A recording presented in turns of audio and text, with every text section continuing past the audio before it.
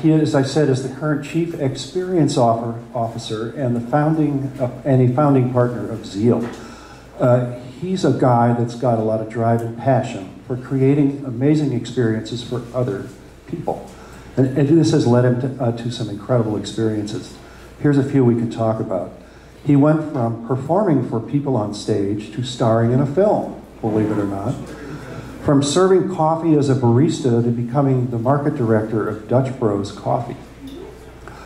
From marketing director to co-founder of the marketing company Define Your Edge. And from being a childhood programmer with a passion for design to co-founding Zeal. These days you will find Trever designing an app, teaching the design process, helping someone troubleshoot cascading style sheets, or building a Connects roller coaster with his 2 sons. Please welcome Trever Yarrish. Thank you. So I wrote a speech and I left it on top of my car when I was leaving this house today. So thanks, Rick. Rick just told my story, and that was what I was here to do. So I think that I'm done here. Hi, my name's Trever Yarrish. I work at Zeal. And please stand up. Yeah, so I was looking out, and when I was looking out, I saw some people who looked like they had a really long day. I don't know how well this projector is going to work. It might flicker a bit. We're going through like 6 adapters to get there. So, but anyways, what you're not seeing is this baby is nodding off. So I saw some of that happening out there. And so what I got you up, and here's what I want you to do. I'm going to go ahead and put a little theme music on. And this is my sons. This is their one of their number 1 requests anytime they want to have a dance party. So we're going to have a little dance party. It's a little quiet. But I want you to move around a little bit. I want you to reach up as high as you can. Yeah, stretch. There you go. Let that pizza settle into those legs. Perfect. Now keep those abs engaged. Reach to the right. There you go. Feel it. That's right. Keep them engaged. Don't hurt that back. Reach to the left.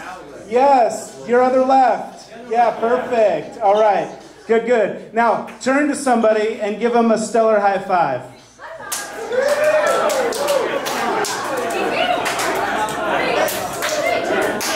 All right. Now you can go ahead and sit down, and we're going to turn the lights way down low. I don't know why they got so dark in here, but here we go.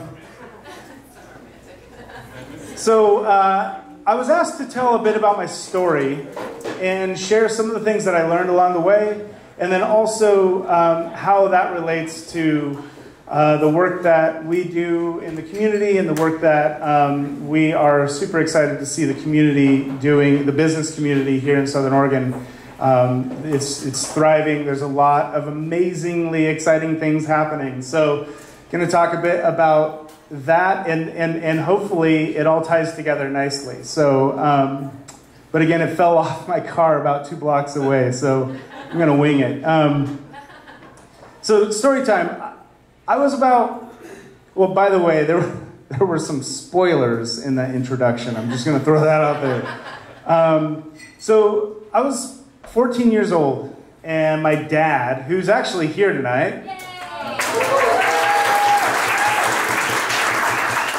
and is quite an entrepreneur, somebody who inspired me a lot. But when I was 14 years old, my dad and I went downtown to this little 10 by 10 pop-up tent with a little push cart underneath it. And my dad knew one of the guys that worked there. He had gone to high school with him. And we start walking up, and there's you can't even hear each other talk. There's music blasting. People are smiling, laughing. There's like 15 or 20 people just hanging out in a parking lot. And there were people, slapping high fives, and some people were dancing to the music. It was crazy. It was totally crazy. And it was was magic. It was something that happened in the middle of nowhere, right? So, I mean, I'd been to a lot of businesses before. Ones that had real roofs and walls, you know, protection from the weather, things like that. But that day, I experienced a business that was different than any that I had experienced up to that point. And for the next couple of weeks, I remember wanting to go back time and time again. And we'd go, I don't know, once or twice a week at that time. And I just remember wanting to go back. And again, well, first of all, let me ask, does anybody know what business I'm talking about? Yeah. Okay. That's right. Good. All right. Yes, I got somebody. Yes, Dutch Bros. And at 14, I wasn't much of a coffee drinker. Big shocker. Although these days, thanks to Dutch Bros, we have some like 12-year-old coffee drinkers. 6-year-old coffee, it's crazy. But I was still drawn back time and time again, even without a caffeine addiction pulling me in. And I knew that there was something special, there was a magical formula that they'd stumbled upon and created, and I wanted desperately to figure it out. And so a few years later, I went to work for Dutch Bros. And I worked for the company for about 11 years or so.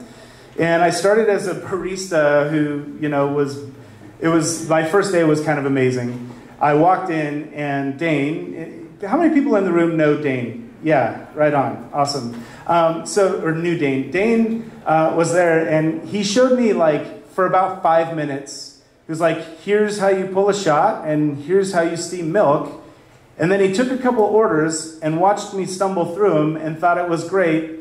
And so then he proceeded to walk out of the stand and go hang out with people. And there was like 30 or 40 people there for their morning coffee. And there I am with milk exploding everywhere. And he is laughing. Now, he's not laughing at me.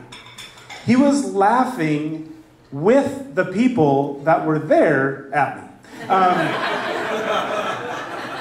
It was trial by fire, and what I learned a valuable lesson that day. First of all, study before you go to your first day. Know what you're getting into and maybe cheat a little bit. But the other thing I learned was that being there wasn't about making coffee. Working at Dutch Bros wasn't about the product, though they always they strive to make an awesome product. It wasn't about that. It was about the smiles. It was about the laughter. It was about the high fives and having a good time and taking a break from whatever's going on and having that experience. So that experience, you know, I started as a barista and there were only a handful of locations at the time. And when I left the company, I was a marketing director, grossly undertrained marketing director. I'll throw that out there. It was trial by fire, just like every other position I held with the company when I was there. But there were well over 100 locations at that point. And it was an amazing roller coaster ride. And, you know, it was like, Dutch Bros was it was like a medium, when I left, it was like a medium-sized company that people around here sort of perceived as a big company that acted like a small company. So there were a lot of hats. It was just an amazing, amazing experience, and to be around that. And I've got some other things laced in here. But after I left there, I started a marketing company with a friend of mine, Adam, and we started a company, and we had a great time. We met a lot of really cool people and did some really fun work for a lot of local companies and beyond. And we then from that we started Zeal, which Zeal. I'm a co-founder and I'm the CXO, Chief Experience Officer. And it's because I believe that the experience is the most important part of any business that is on the planet. What we do is we empower visionaries in their missions to serve the world. And how we do that is we design and develop custom software. And as you can see, you can, what is it? You can take the boy out of the coffee shop, but maybe he'll just go make his own coffee shop. So in our office, we actually have a coffee shop because it's something that is, again, it has that much meaning to me, and it was, I love coffee, and so that was something that I took with me. I'm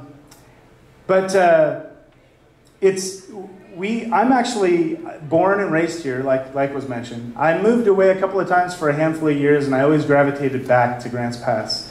How many people had that experience? How many people, how many native Grants Pass people are in the room? That's amazing. And how many of you moved away at least once? Yeah, right? We all do it. And I used to describe it like, you know, like it was like a whirlpool or a vortex that kept sucking me back in. But I stopped describing it that way because I realized, no, this is where I want to be. This is where I want to raise my family. And it created, actually, it made it tough to start companies, especially the types of companies we were starting, right? Software development company, consultancy based in Southern Oregon. We weren't building products, we were building other people's products, and that meant that we had to be connected to companies that needed that. And you know, we were told time and time again, you have to be in the Bay Area, or you have to be in Seattle, or you have to be in Portland, or basically anywhere but here, in order to do that and have a successful business doing that. And we made a very, we thought about it a lot and made the decision that we wanted to stay here and make it happen here. And actually, the way that we made that happen was because of the community that's here. And that's something that I want to get into a bit. So I want to talk about what I believe are the 5 Ps for building an amazing culture. And I'm going to go ahead and jump right into the first one. Purpose. So anybody heard of Simon Sinek and The Power of Why?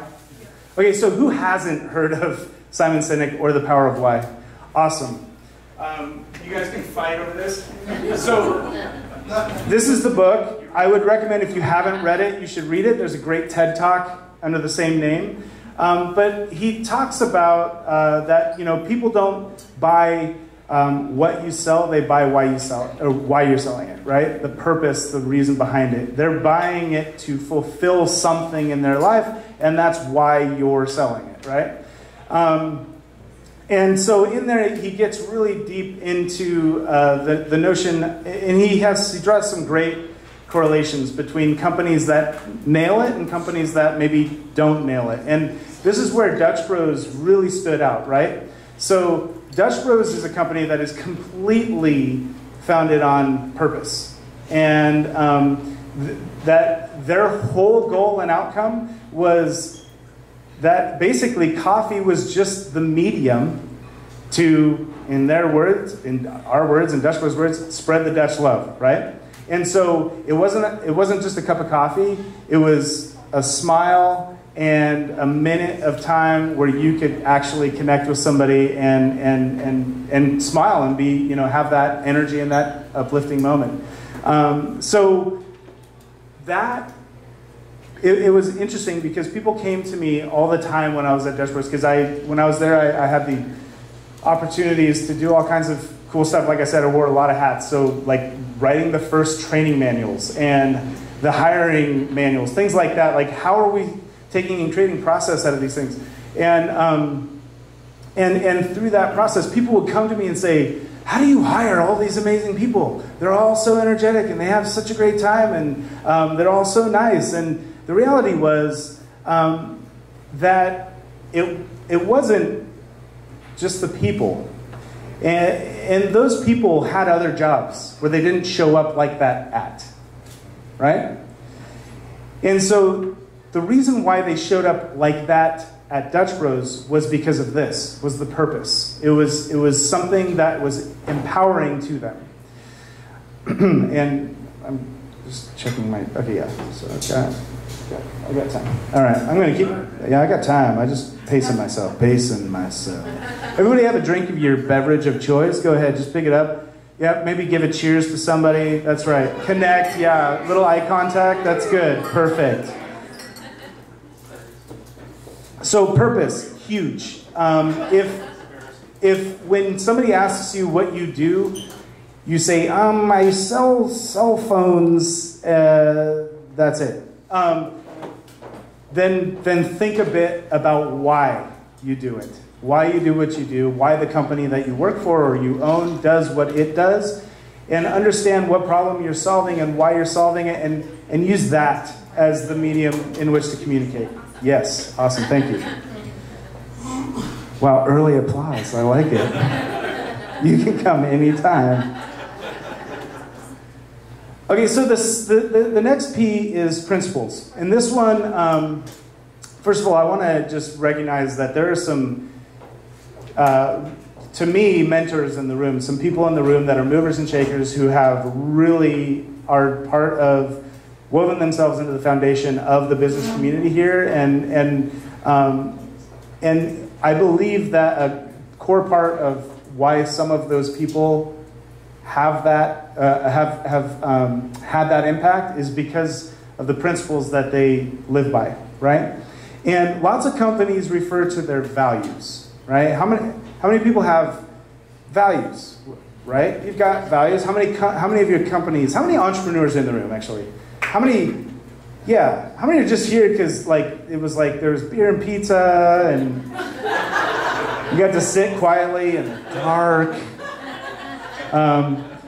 Yeah, so lots of companies have values, and I love values. Values are amazing, but they're sort of a lightweight version of a principle, right?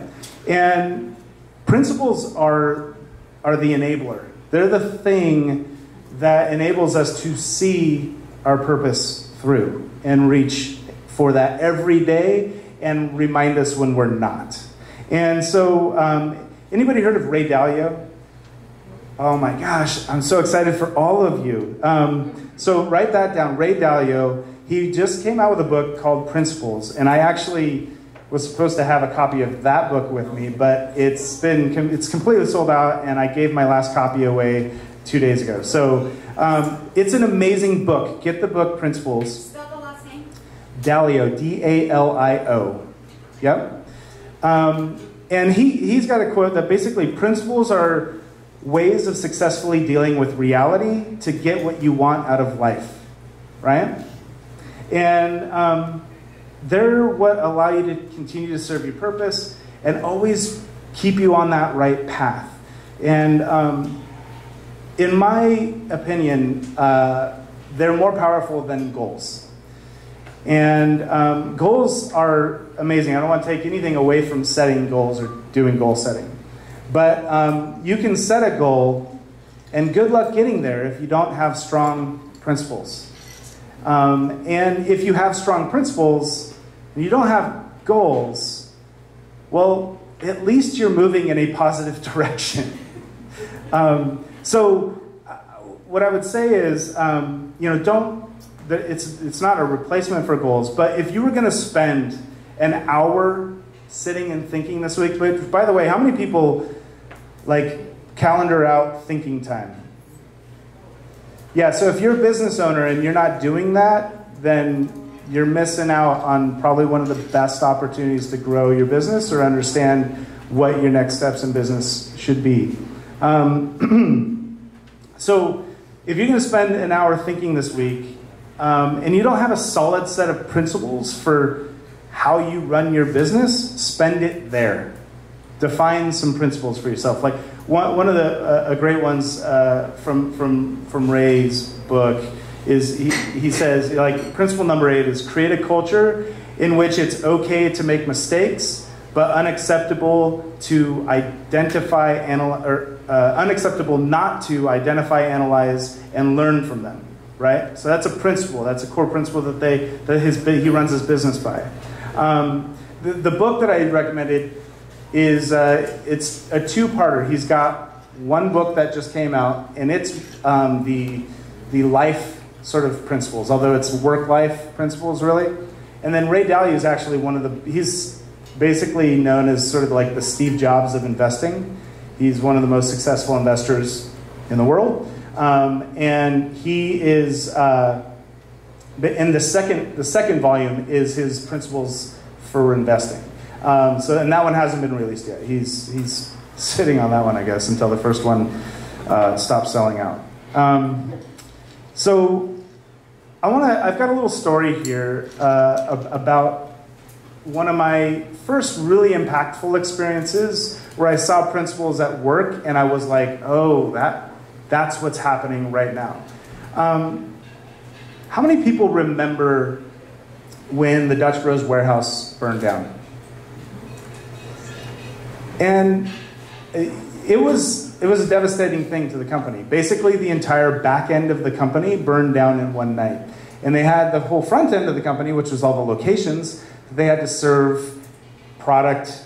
They had to keep open and running and functioning, or at least that was, what the scenario was. The entire back end of the company burned down.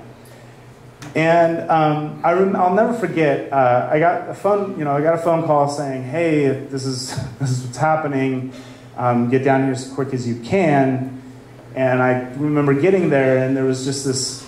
There was a field next to the warehouse, and there was just like 60 or 70 people just standing in the field, just staring at this fire, this warehouse just on fire, blazing. And once everybody realized that there was no people involved in the fire, and it was structural and everything in the entire back end of the business, there was a lot of troubleshooting happening. But basically, at that point in time, I looked around, and I'll never forget, there was 69 people there with their jaw open and tears and hugging, and it was just a very emotional moment. And then there was one person on his phone pacing back and forth, making calls to make sure that the business opened the next day. And that was Travis Boersma. How many people know Travis? Awesome guy. I was actually the runner-up for this spot. They actually really wanted him, but I'll take it. Anyways, incredible guy. But that night, I learned how powerful having a strong set of principles can be when something so devastating happened. He was completely focused, laser focused on making sure that we had a bean supply, that we had everything that needed to be, that we were reaching out to every manager to make sure that, because at that point it just was like wildfire. It was spreading through the company, and phone calls and text messages. It was just nuts, right? And everybody's like, what are we going to do? And so he just, it was just like the calm in the storm. And he just stood, delivered, and knew exactly what to do, even though no one knew what to do. And that was because of this. So again, like I said, if you don't feel like you've got a strong set of principles, or you do, but you haven't taken the time to identify and write them down, I would urge you to do that. I think it's super, super important. This is one that most businesses love.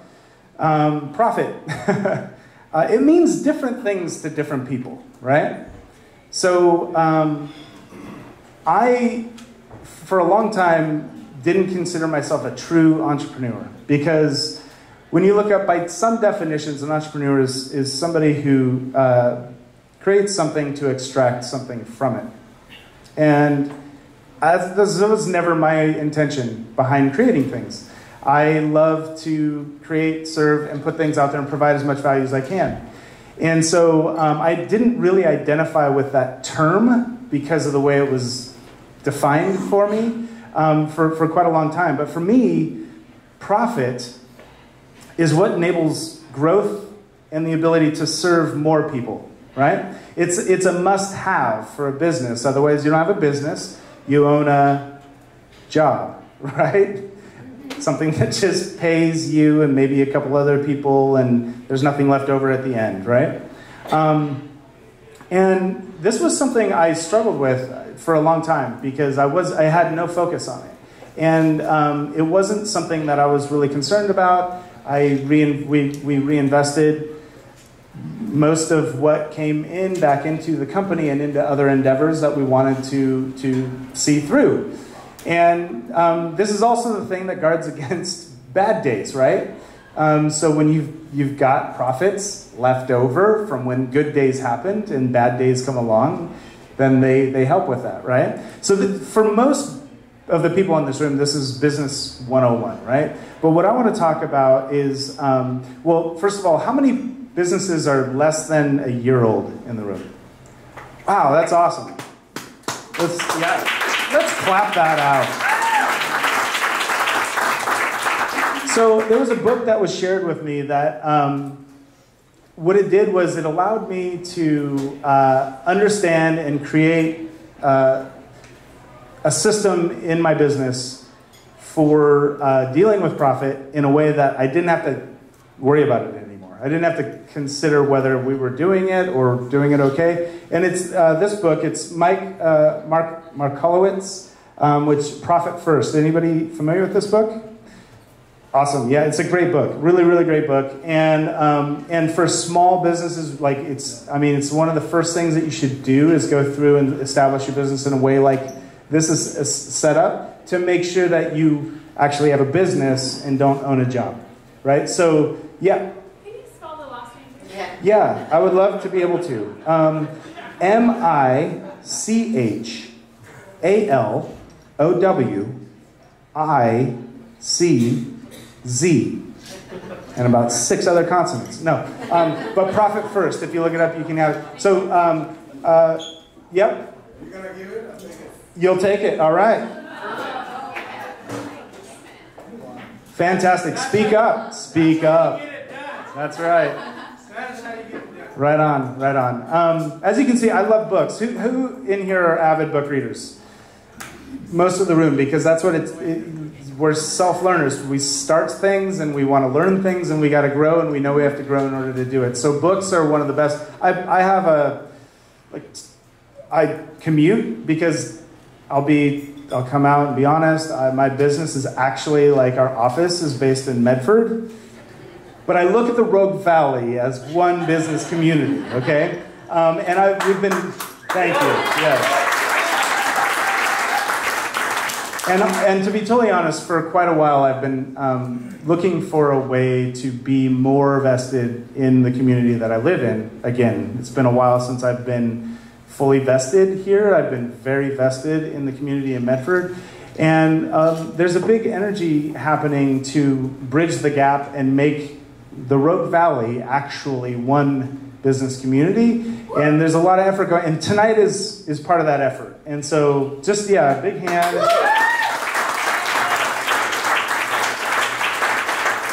So I'm not going to dwell on profit anymore. You need it, you know it. There's a way to get it. And we'll move on.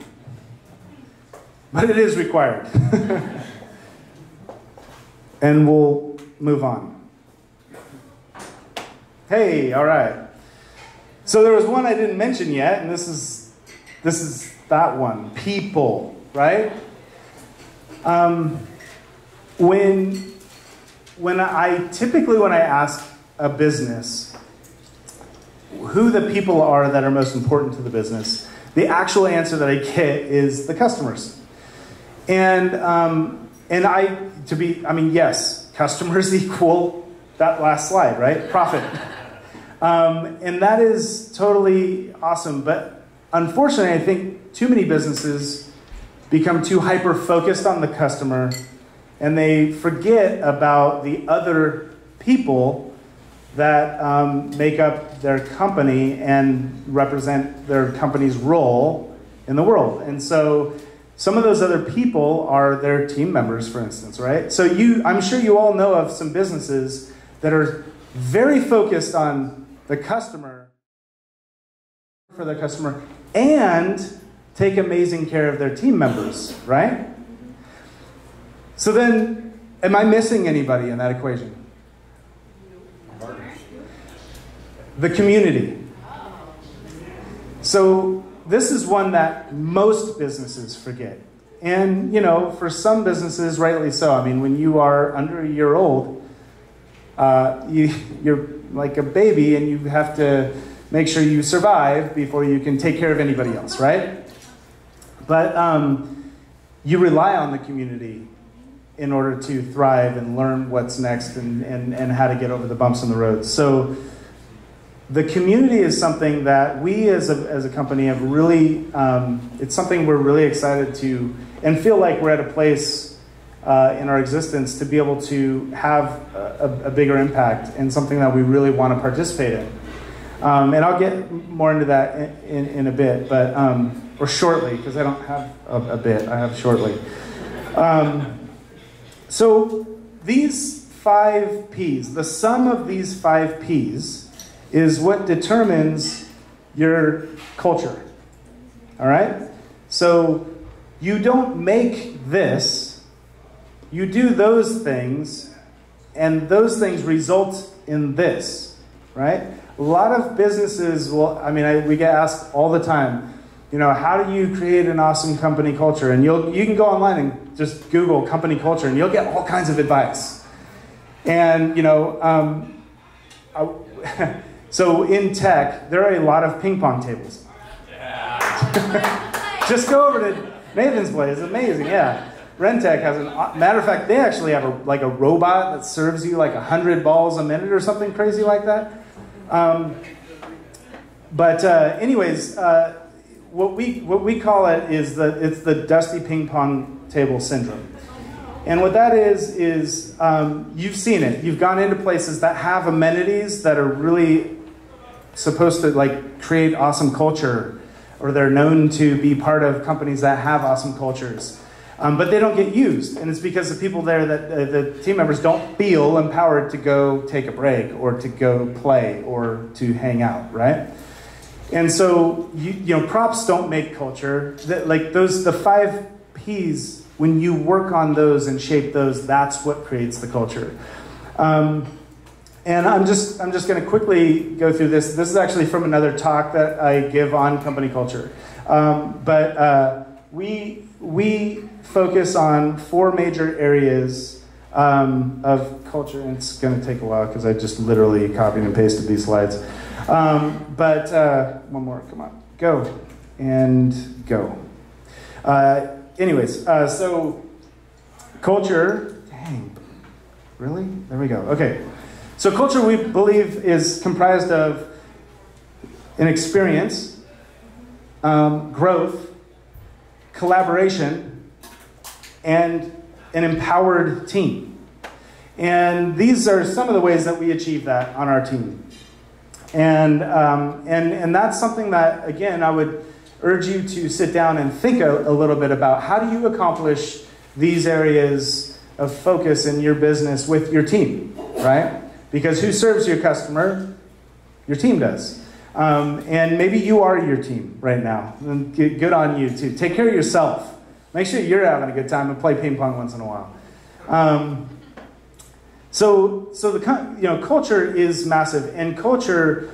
Again, this is a problem. Business culture typically ends here, and what we're, I think, urging here tonight. The reason why we're here is because we know we need to look outside of our businesses for support, mentorship, collaboration, opportunities to help someone else find their way through what we've already been through, right?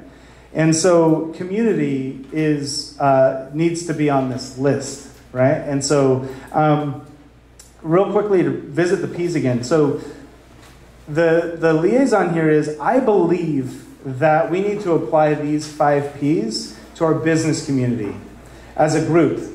And so purpose. So building a community is hard. I mean, it's really hard. How many times in this room, there are people who have been parts of fits and starts of business community initiatives over the last several years, right? And And what's awesome is all of those, lead to where we're at. Like, we have to have those fits and starts and that energy and what's created from that and the networking that happens there. That doesn't die just because we stopped meeting, as that group that was named that thing at one point in time. It continues to snowball. And just like Josh was saying earlier, which I loved, there's a buzz happening. And that buzz is just, it's been there for a long time, but it's getting a lot louder now. And that's really exciting. And so building a community is hard, and I believe, having observed a lot of these fits and starts, I believe that this is something that is missing a lot of the time, which is why are we doing it? Why are we here? What are we meeting for? Why am I not with my family right now? Right? I was at work all day and my family's at home waiting for me to get home. I've got a 6 and a 3-year-old. I need the beer, by the way. No, but anyways, yes, absolutely. But anyways, a compelling purpose, right? Something that gets us to come when it's not convenient and participate because there's something bigger happening that we want to and have to participate in. So purpose. Just to observe that happening, the idea of purpose expanding beyond the company. Dutch Bros, who's familiar with the work that's happening downtown right now, the community work that Dutch Bros is doing? So they made a massive investment and basically they're turning Grants Pass into a leader in the state of Oregon for soccer. Oregon Football Association, they've invested almost $500,000 so far this year, and they have like an indefinite grant to the program, indefinite for like, I think $250,000 a year indefinitely that they've committed. So, and that's just one. The OFA, Oregon Football Academy, is just one of their community projects that they're starting. I'm really excited to see this happen because it's something that I've hoped for a long time. Dutch Bros has been very like this. They love everybody and serve everybody, but when it comes to the community, they invest back in through their vehicle, which is giving away coffee, which is amazing, right? All of that stuff. But what's amazing is they're at a point in their life cycle as a business where they're making a massive investment back into the community. And we saw it happen over in Medford with like Lithia, for instance, right? How many people have visited the Lithia Park in the middle of downtown? Amazing, right? So this is a really exciting time to be a business in Southern Oregon because some of these businesses that have grown up here are now focusing their energy back and making the place an amazing place to live.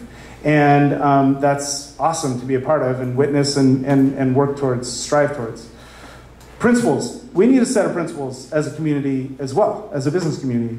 We need to show up even when it seems inconvenient, right? We need to know that making the time investment will pay dividends. And we need to understand what we're shooting for. What are those dividends that we'd like to see, right? So we definitely need a set of principles as a community. How are we looking? We're good? Almost done. Getting there. 30 seconds, perfect.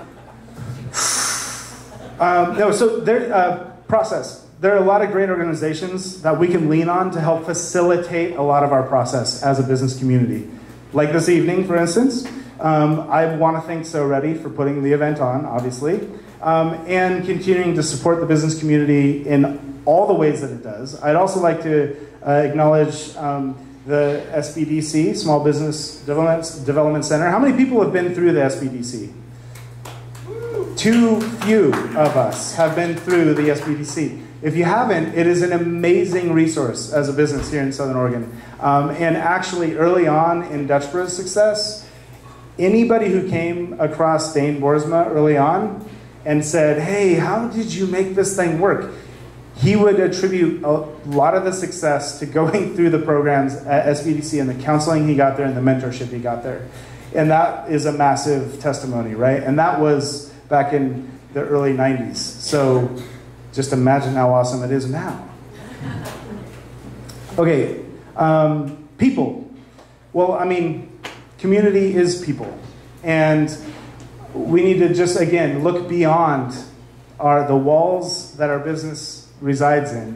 And we need to get out and experience the business community. And what I guess what I want to point at is that, I'm going to jump to the next slide here. So there are a lot of community initiatives happening right now that we're participating in as well with a lot of other people. One of them is co-working. Josh mentioned, like, Moving Mountains just opened a new office right over here on the corner of 6th and G Street in the second story. And it's an awesome space. And they open part of their space for co-working. So that other people who are starting businesses or maybe are consultants or whatever it may be, contractors, they have a place other than their home and couch or coffee shop or whatever to go and work on work together and collaborate. We also at Dutch Bros, we've got a massive space where we have a big portion of the ground floor of the Woolworth building in Medford, right in downtown. And we also are opening up a number of spaces for co-working in our location. You mean Zeal? You mean Zeal? What did I say? Whoa. Easy, easy. I haven't had enough beer yet. So at Zeal, Z-E-A-L, Zeal, yeah, we're opening co-working space. And what I would, what's exciting to me about this is, so there's Moving Mountains here. There's also the boardroom out a bit, right? And so this is happening here in Southern Oregon, and it's been going on in some of the bigger cities for quite a long time. It's a hard business model here in this area because the culture isn't there yet. It hasn't created a culture of co-working yet. So it actually does require businesses like ourselves, like Moving Mountains, and in Ashland is Road Co-work, which is Road Co-working is because of Shasta Networks. Thank you. Jacek at Shasta Networks started his business. Had some extra. He always would get into an office that was too big for himself, so he could grow into it. And before he grew into it, he would open up some spaces for people to work in. And now they have an awesome place right in downtown where they have 6 of their own team members, and then I think they have 15 or 20 extra spaces for co-working. And I'd like to see more of this. So what I'd love to see is businesses. How many people have an office space? And how many in those office spaces, I know we're all busting at the seams, but how many aren't busting at the seams? Maybe you have an extra desk in a corner somewhere, or space for an extra desk in a corner somewhere, right? So my challenge is just to think. I'm not going to challenge you to open a co-working space, but I'm just going to challenge you to think about, are there people who I could help with this extra space that I'm already paying for? And they're in a place where they might need, a hand or some extra compassion. Incubation, that's co-working, I think, is a step in the right direction, but then I think we also need to move into incubation. I have lots of fun, exciting ideas to talk with you about that. So if you're interested in talking about incubation, come and see me. Stepping outside, this is what we've been talking about, getting out of your business and being part of the community. This is a big thing, and we do it through a lot of these other endeavors that we're talking about. Mentorship. Like I said, there's people in this room who I would consider mentors. There's also people in this room that I would be willing to mentor if that was something that was fitting, right? So if they're at a place in their business where I could offer insights, I would totally do it. And and that's what I would just throw out there is just, again, stepping outside and saying, hey, opening yourself up to be a mentor or to be mentored, and know that this business community is supportive of that. So if you're in a hard spot, reach out to somebody or come to a meeting like this and connect and learn about who might be where you want to be, right? You said speak up. Yeah. Can you mentor me? Oh. Sold. I'm off the market. Another thing is makerspaces. Who is familiar with like literally a block away from here? No, it's not even a block. It's like a street away. That we have a makerspace opening here in Grants Pass, right? In the old firehouse, the RCC building. I'm so excited. If you go over there, yes, it's out on the table. There's flyers on your table. Get those out. Take a look at them. But that makerspace is going to be amazing. Go check it right now. They've got the lobby opened up, showing what some of the vision is. But they're also open to any ideas that you have as businesses as to what might be useful to have there. In addition to that, in talent, there's massive stuff going on with Makerspace. Also at the Table Rock campus of RCC, they're opening Makerspace. Central Point and some of the schools are opening Makerspaces and converting. In talent, yeah, I mentioned talent, yeah.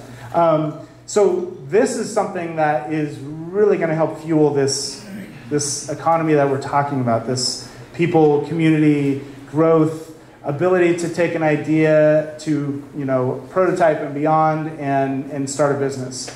So that's really exciting. Meetups and cohorts. So this is a form of a meetup. We host about 5 meetups a month at Zeal. And we have a great space, so we open it up and we let people who want to have meetups there. We actually host the Medford Entrepreneur Launch Meetup that is SOREDI Meetup. And we host a few of our own, and then a few others as well that are people who said, hey, I have a meetup. Do you have an opening on this night of the month? So, and I would urge other businesses to say, hey, we've got some space, and we would love to start creating this community around this topic, right? And cohorts. So I'm a part of some really amazing cohorts, like Norm, actually, Kester here, Quantum Innovations out of Medford, an amazing company. We're super lucky to have his company here in Southern Oregon. But again, Norm has not just an amazing company, but an amazing company culture that he's created there. And he also is one of the founders of what's called the Business Education Partnership. And it's something I'm super excited about. Because education is a massive piece of this, right? We have to really build our base here of the next generation that's coming through and the generation after that.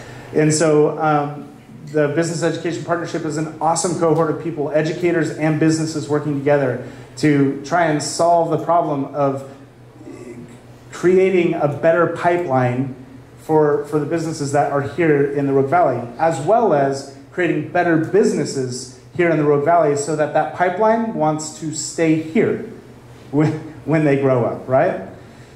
And there's boards that you can sit on. I sit on a few boards, and it's something that, again, it's a way for you to stay tapped in. It's a way for you to contribute, and it's a way for, if you've got the mind for it and you can help contribute in some fashion, or financially, it's a great way to participate.